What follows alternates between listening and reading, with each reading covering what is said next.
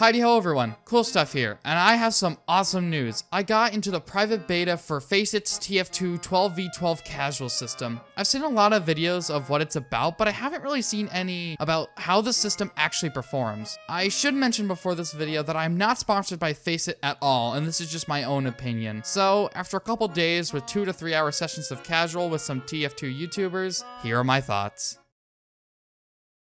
First off, the 8 maps are kinda meh.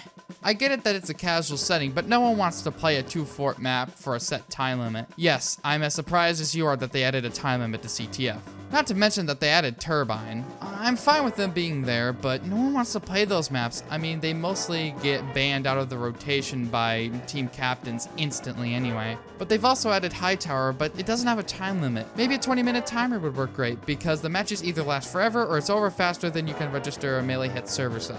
I just can't get behind it. I do give them credit for making all the payload maps in stopwatch mode though. That was a great design choice. It eases players into a more competitive format, and in my opinion, is a more balanced version of payload timekeeping anyway.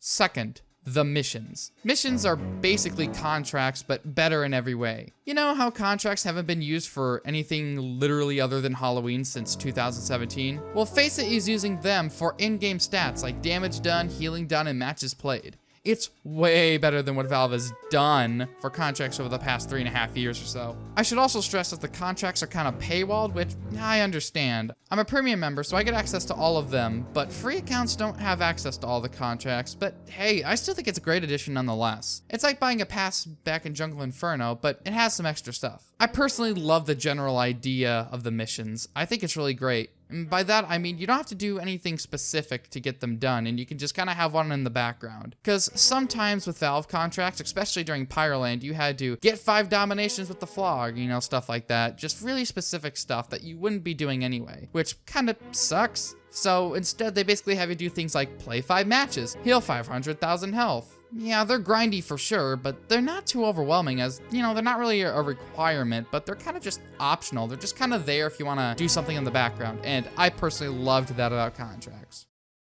Third, the actual server experience. I can say that the casual nature of TF2 is there, don't get me wrong, but the matches don't really reflect them too well. I attribute this to the system not being out of beta yet at the time of this video's production. I streamed the first day of FACEIT, and I got matched up with JPEG, Birdo, and Taylor TF on the opposite team. Don't know who these people are?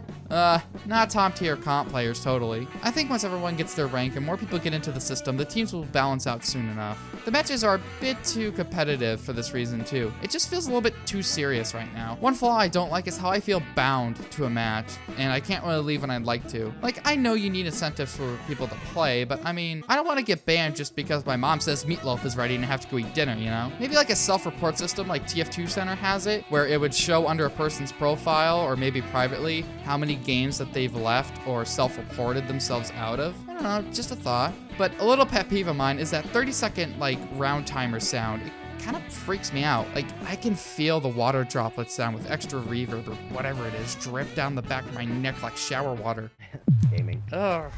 I hate that noise. Ugh. I don't like it.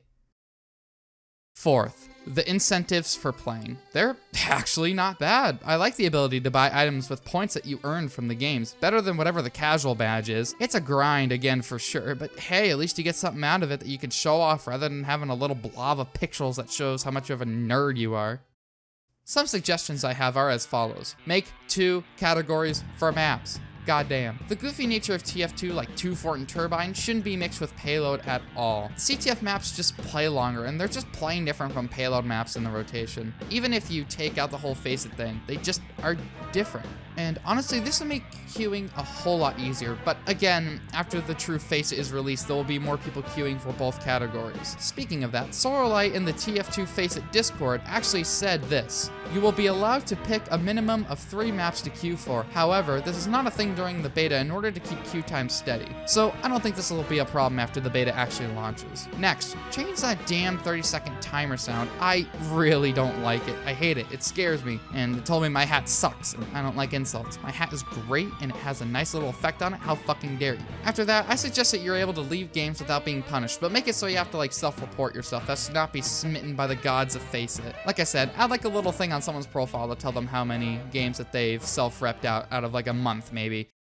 Well, that's about all I have to say for now. I'm very excited to see what FACEIT turns into, and I'm gonna be here for the ride until out of beta-ness comes. So, thank you all for watching, and as I always say, arrivederci.